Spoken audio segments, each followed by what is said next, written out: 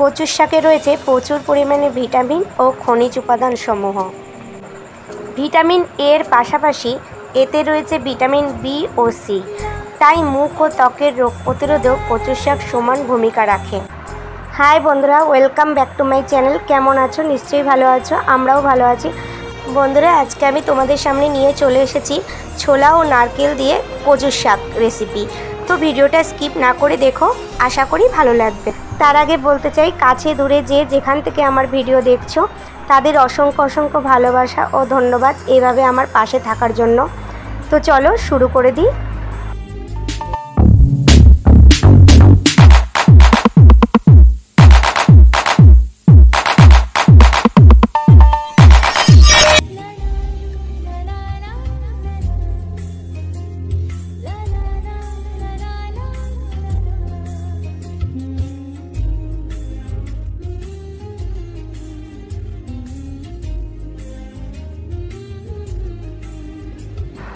আমি প্রথমে গ্যাসটা জ্বালিয়ে নিলাম, এবার কড়াইটা গরম হতে দিলাম। কড়াই গরম হয়ে এসছে, এবার আমি তেল ঢেলে দেব।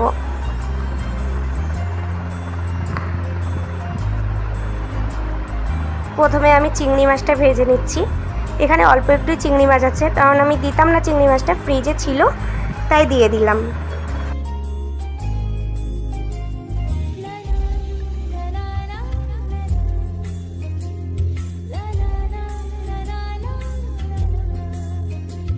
চিংড়ি মাছ আমার ভাজা হয়ে গেছে, এবার নামিয়ে নিচ্ছি।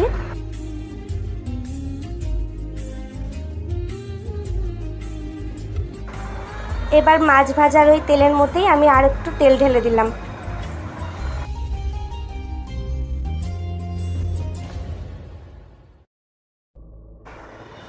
কয়েকটা কাঁচা লঙ্কা কাঁচি দিয়ে চিড়ে দিয়ে দিচ্ছি।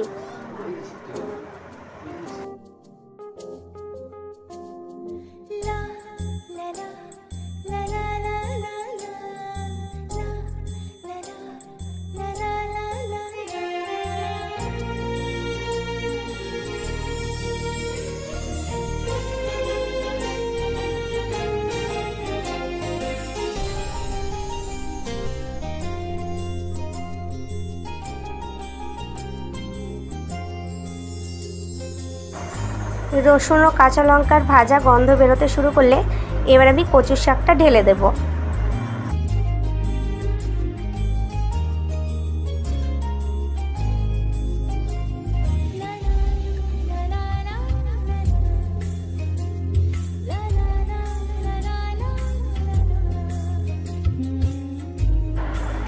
সব কচুর শাক দিয়ে দিয়েছি, এবার আমি ঢাকা দিয়ে দেব। বন্ধুরা, এই অবস্থায় আমি কিন্তু কোনো নুন হলুদ বা কোনো মশলাই ব্যবহার করিনি, জাস্ট মজার জন্য রেখেছি।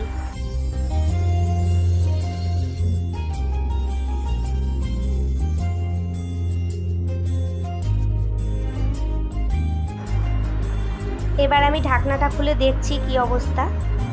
দেখো কতটা মজে গিয়েছে। ভালো করে নাড়িয়ে চাড়িয়ে নেব, নিয়ে আমি ছোলা দিয়ে দেব।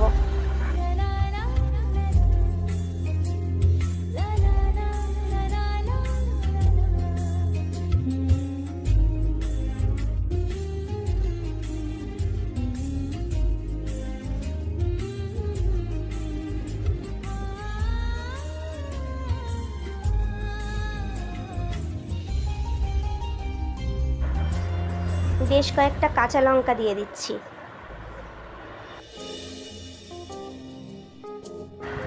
আবার ভালো করে কিছুক্ষণ নাড়িয়ে নিচ্ছি।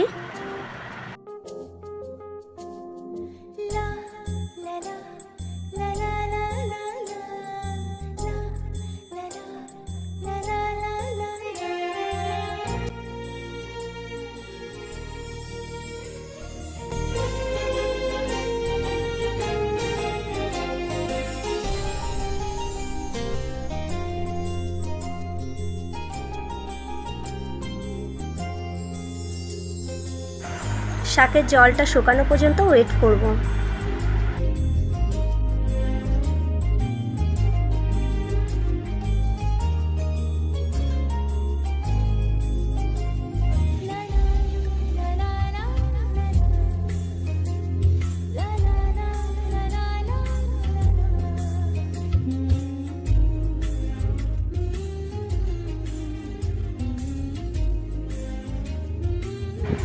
দেখো বন্ধুরা, অনেকটা জল শুকিয়ে এসেছে। এবার আমি চিংড়ি মাছগুলো দিয়ে দিচ্ছি।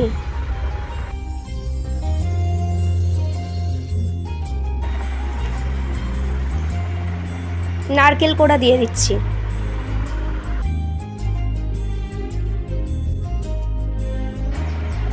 এখনো পর্যন্ত আমি কিন্তু কোনো মশলাই ইউজ করিনি। এবার দেখো, নেড়ে চেড়ে আমি কিছুটা আদা ঘষে এর মধ্যে দেব। কচুর শাকে তোমরা আদা দিয়ে দেখবে টেস্টই অন্যরকম হয়ে যাবে। আমি জানি তোমরা অনেকেই দাও, বাট যারা দাও না তাদের জন্য বললাম।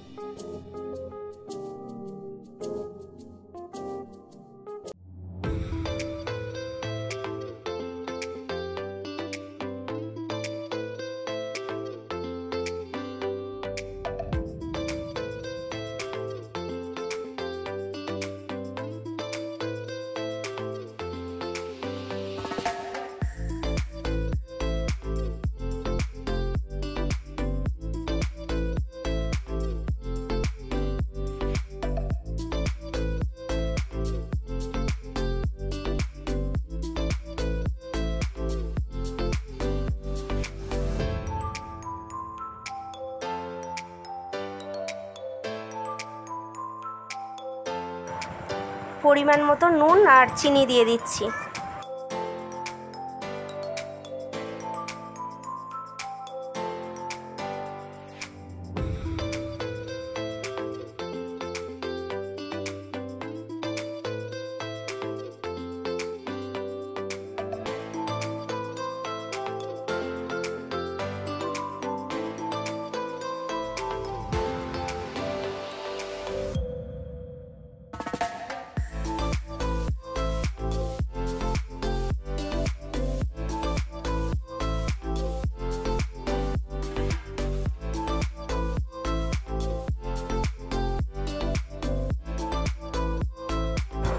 কিছুক্ষণ নাড়াচাড়া করে এবার একটা বাটির মধ্যে নামিয়ে নেব।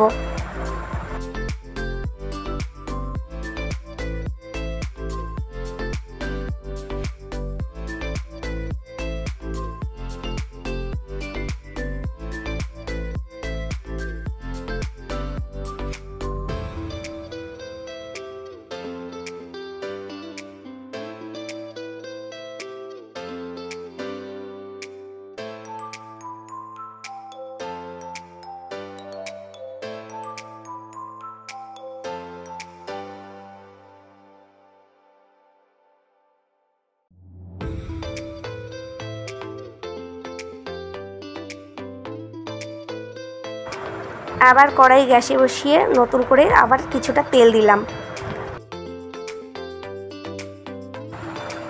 এবার এই তেলের মধ্যে আমি 5 ফোড়ন দিলাম। তোমরা চাইলে তেজপাতাও দিতে পারো, আমি আর তেজপাতা দিলাম না। এবার কচুর শাকটা দিয়ে দিচ্ছি, দিয়ে ভালো করে কষিয়ে নামিয়ে নেব। নামানোর আগে আমি সামান্য ঘি দিয়ে দেবো।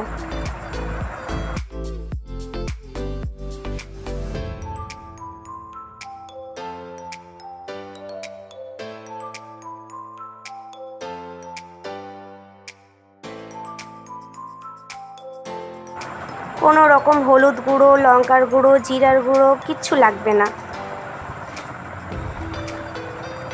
এইটুকু মশলাতেই কচুর শাক হয়ে যাবে।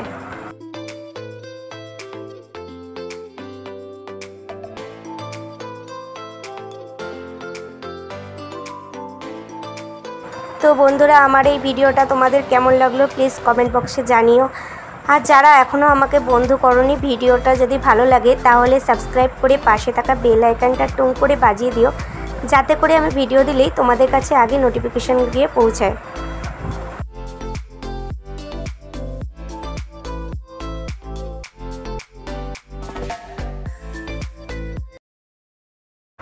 তো চলো আজকের মতো টাটা, আবার ফিরে আসবো তোমাদের সামনে নতুন কোনো ভিডিও নিয়ে খুব তাড়াতাড়ি।